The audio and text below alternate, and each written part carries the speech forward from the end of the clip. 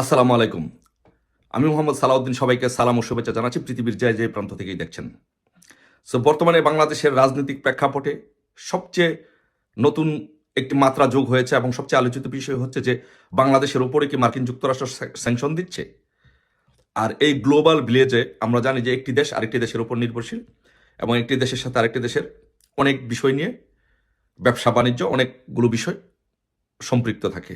তো সেই প্রেক্ষাপটে যদি মার্কিন যুক্তরাষ্ট্র যদি বাংলাদেশের উপর স্যাংশন দেয়, তাহলে বাংলাদেশের ভবিষ্যৎ কোন দিকে যাবে? এবং বর্তমানে যেই আমাদের যে বাংলাদেশে যেই অবৈধভাবে দখলকারী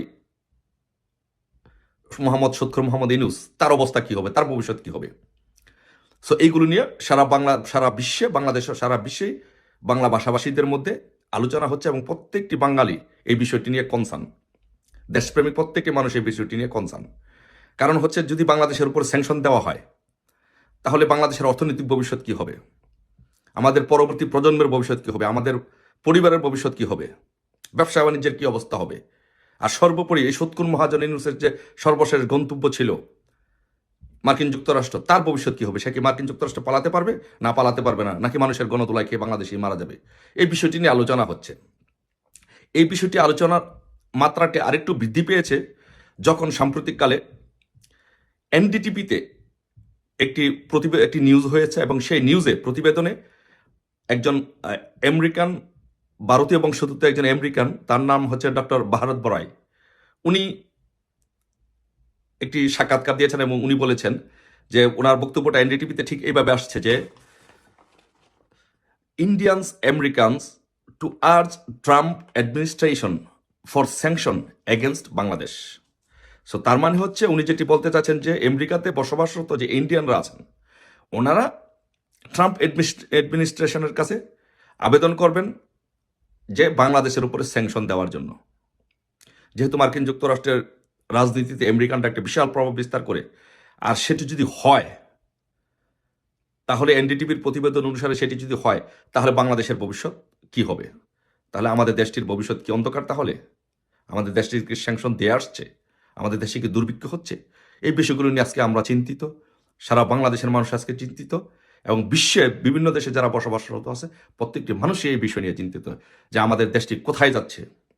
এমন একটি সুন্দর দেশ এই সুৎখোর মহাজন ইউনূস কোথায় নিয়ে যাচ্ছে? তারপরে আপনারা জানেন যে এটি সবার কাছেই পরিষ্কার যে হিলারি ক্লিন্টন ছিল, হিলারি ক্লিন্টন হচ্ছে সুৎখোর মহাজন ইউনূসের খুব ঘনিষ্ঠজন, এবং ক্লিন্টন ফাউন্ডেশনে ইউনূস নিয়মিত ডোনেট করতেন। তো সেই জন্য ডোনাল্ড ট্রাম্প ইউনূসের প্রতি স্বভাবতই, যেহেতু তার প্রতিপক্ষ, তার এন্টি। এই জন্য ডোনাল্ড ট্রাম্প তার নির্বাচনের আগে তার টুইটারে, যেটি এখন এক্স হয়ে গিয়েছে, এখানে বলেছে সে নিজেই বাংলাদেশে যে বসবাসরত মাইনরিটি আছে তাদের উপরে যে হামলা হচ্ছে, তাদের উপরে যে আক্রমণ হচ্ছে, তাদের বাড়িতে যে আক্রমণ হচ্ছে, ব্যবসা বাণিজ্য যে আক্রমণ হচ্ছে, তাদের বাড়িতে যে আগুন দেওয়া হচ্ছে, এগুলো নিয়ে ডোনাল্ড ট্রাম্প নিজেই তার টুইটারে, বর্তমান এক্সে, সে কনসার্ন প্রকাশ করেছে। সে বলেছে যে কমলা হ্যারিস যদি নির্বাচিত হয় তাহলে এটি দেখাশোনা করবে না, কারণ যেটি জো বাইডেন যেটি করেনি।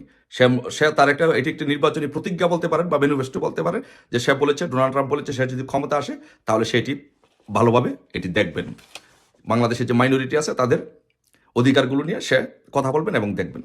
তার মানে কি? তার মানে হচ্ছে যে আমরা যদি এনডিটিভির সাক্ষাৎকারে ভারত ভরায় যেই কথা বলেছেন এবং টুইটারে যে ডোনাল্ড ট্রাম্প যে কথা বলেছেন, এই দুইটি বিষয় যদি আমরা একত্রে করি, বিশ্লেষণ করি, এবং আরেকজন ব্যক্তি কিন্তু একটি কথা বলেছেন যে ডোনাল্ড ট্রাম্প প্রেসিডেন্ট হিসেবে শপথ নেওয়ার পরে নতুন যে মার্কিন গোয়েন্দা সংস্থার পরিচালক হিসেবে যে দায়িত্ব নেবেন, প্রধান হিসেবে দায়িত্ব নেবেন, সেও কিন্তু একজন হিন্দু এবং ইন্ডিয়ান বংশোদ্ভূত। সেও এই ব্যাপারে তার কনসার্ন প্রকাশ করেছে। তার মানে সমগ্র বিষয়গুলো যদি আমরা একত্রে আলোচনা করি, সমগ্র বিষয়গুলোকে যদি আমরা বিশ্লেষণ করি, তাহলে দেখব যে বাংলাদেশের উপরে মার্কিন যুক্তরাষ্ট্রের স্যাংশন কিন্তু আসছে। তো মার্কিন যুক্তরাষ্ট্রের স্যাংশন যদি বাংলাদেশের উপরে ধেয়ে আসে, তাহলে কাদের উপরে আসবে, কারা আক্রান্ত হবে? দেখেন, প্রথম যদি আপনি বলেন যে ব্যক্তি পর্যায়ে স্যাংশন আসবে, সেই ব্যক্তি পর্যায়ে হবে, উপদেষ্টারা হবে আসিফ, নাহিদ, মাহফুজ, যারা বাংলাদেশের একটি জঙ্গি রাষ্ট্র বানাতে চাচ্ছে, যারা হিন্দুদের উপরে হামলা করার জন্য উস্কে দিচ্ছে। ইউনূসের উপরে আসবে, সূদখোর মহাজন ইউনূসের উপরে আসবে, কারণ তার নেতৃত্বে এগুলো হচ্ছে। তারপর প্রতিষ্ঠান হিসাবে যদি বলেন যে বাংলাদেশ আর্মির উপরে আসবে, আর্মির উপরে যদি আসে সেটি কি হবে, জাতিসংঘ সহ যত আন্তর্জাতিক মানবাধিকার সংস্থা আছে সেই শান্তিরক্ষা মিশন থেকে বাংলাদেশ আর্মিদেরকে ফেরত পাঠানো হবে, বা নতুন করে বাংলাদেশে নতুন করে ওখানে কোনো আর্মি কোনো শান্তিরক্ষা মিশনে নেওয়া হবে না। কারণ এখানে এনডিটিভিতে যে সাক্ষাৎকার দেওয়া হয়েছে সেই সাক্ষাৎকারে কথা বলা হয়েছে, যে নিউজ প্রতিবেদনটি হচ্ছে সেখানে বলা হয়েছে যে এই ইউনূস হচ্ছে একটি মিলিটারি ব্যাকড গভর্নমেন্ট, এটি হচ্ছে একটি পাপেট গভর্নমেন্ট, স্পষ্ট করে এখানে বলা হয়েছে। তার মানে হচ্ছে আর্মি তাদের এই ইউনূসকে ব্যাকআপ দিচ্ছে, তার মানে পুরোটা দোষ আর্মির উপরে চাপানো হচ্ছে, তার মানে আর্মির উপরে সেই স্যাংশনগুলো আসবে।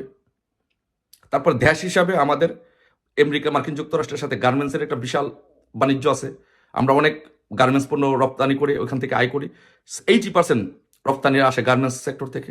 আর সেটি যদি হয় তাহলে বাংলাদেশের গার্মেন্টসগুলো প্রায় বন্ধ হয়ে যাবে। তার মানে হচ্ছে যদি বাংলাদেশের উপরে স্যাংশন আসে তাহলে বাংলাদেশটি একটা একেবারে পঙ্গু হয়ে যাবে।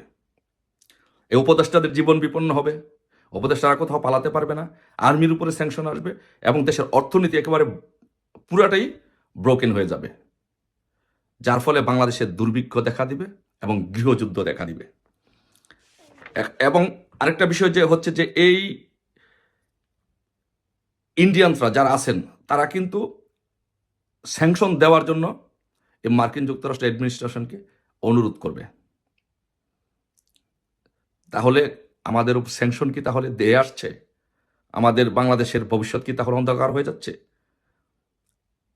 আমরা কিভাবে থেকে বাঁচতে থাকি? আমরা যদি আরেকটি জিনিস লক্ষ্য করি, দেখি যে 10 তারিখে শহীদ নূর হোসেন দিবস উপলক্ষে যে আওয়ামী লীগ যে মিছিল করতে চেয়েছিল, বিক্ষোভ মিছিল, এবং নূর হোসেনের প্রতিকৃতিতে পুষ্পস্তবক অর্পণ করতে চেয়েছিল, সেখানে যেভাবে নির্বিচারে আওয়ামী লীগের নেতাকর্মীদের উপরে হামলা করা হয়েছে, নারীদের উপরে হামলা করা হয়েছে, মুক্তিযোদ্ধাদের উপরে যেভাবে হামলা করা হয়েছে, বৃদ্ধ মুক্তিযোদ্ধাদের উপরে, এই বিষয়গুলো যখন অ্যামনেস্টি ইন্টারন্যাশনাল যখন দেখেছে, অ্যামনেস্টি ইন্টারন্যাশনাল এই ব্যাপারে কনসার্ন প্রকাশ করেছে এবং বলেছে অ্যামনেস্টি ইন্টারন্যাশনাল বাংলাদেশের সবার right, freedom speech, freedom of movement এগুলো প্রকাশ করার মতো স্বাধীনতা দিতে হবে, তারা কনসার্ন প্রকাশ করেছে। তাহলে বুঝেন যে বাংলাদেশের অবস্থা এখন কোন দিকে যাচ্ছে। তারপর ভারত আরও একটি কথা বলেছেন, ভারত বড়াই আরও একটি কথা বলেছেন। দেখেন উনি কি বলেছেন এনডিটিভিতে, উনি বলেছেন a lot of people are talking about external interference in the overthrow of democratically elected government in Bangladesh. তিনি আরো বলেছেন যে some people think that the Democrats engineered the coup in Bangladesh in their countries, both Bangladesh and Pakistan. তার মানে উনি ওই NDTV আরো বলেছে যে এই বাংলাদেশের আওয়ামী লীগ সরকারকে উৎখাত করার জন্য এই ডেমোক্র্যাটরা কাজ করেছে, সহযোগিতা করেছে। তার মানে হচ্ছে ডোনাল্ড ট্রাম্প স্পষ্টতই এর বিপক্ষে অবস্থান নেবে, এই ইউনূস সরকারের বিরুদ্ধে অবস্থান নেবে এবং বাংলাদেশের স্যাংশন দিতে পারে। যদি বাংলাদেশে স্যাংশন দেয় তাহলে আমাদের দেশে একটা ডেফিনেটলি একটি দুর্ভিক্ষ দেখা দিবে এবং গৃহযুদ্ধ দেখা দিবে, আফগানিস্তানের চেয়েও একটি ভয়াবহ অবস্থা হবে বাংলাদেশে। তাই আমি বলবো এই অবস্থা আমরা কখনো চাই না, এটা কখনো আমাদের দেশের জন্য কাম্য হতে পারে না। আমরা এই দেশটাকে ভালোবাসি, তাই আমি মনে করব বাংলাদেশের প্রত্যেকটি নাগরিকের, আবারও বলছি আমি, বাংলাদেশের প্রত্যেকটি নাগরিকের উচিত হবে আসুন সম্মিলিতভাবে সম্মিলিত প্রতিরোধের মাধ্যমে এই দখলদার সুদখোর মহাজন ইউনূসকে, অসাংবিধানিক সুদখোর মহাজন ইউনূসকে বাংলাদেশ থেকে বিতাড়িত করে বাংলাদেশে গণতন্ত্র পুনঃপ্রতিষ্ঠা করি, অর্থনৈতিক চাকাকে আবারও সচল করি, বাংলাদেশের মানুষের ভাগ্যকে আবারও উন্নয়নের ধারায় ফিরিয়ে আনি। আসুন সকলে মিলে 71 সালে যেভাবে ঐক্যবদ্ধভাবে আমরা পাকিস্তানের হাত থেকে বাংলাদেশকে রক্ষা করেছি, এখনও সেই সুদখোর মহাজন ইউনূসের হাত থেকে এই দেশটিকে রক্ষা করি। নয়তোবা এই দেশে দুর্ভিক্ষ দেখা দিবে, নয়তোবা এই দেশে গৃহযুদ্ধ দেখা দিবে। এই সুদখোর মহাজন ইউনূস কিন্তু বাংলাদেশ থেকে হাজার হাজার কোটি টাকা কিন্তু উনি সামাজিক ব্যবসা করার জন্য পাচার করে ফেলবে।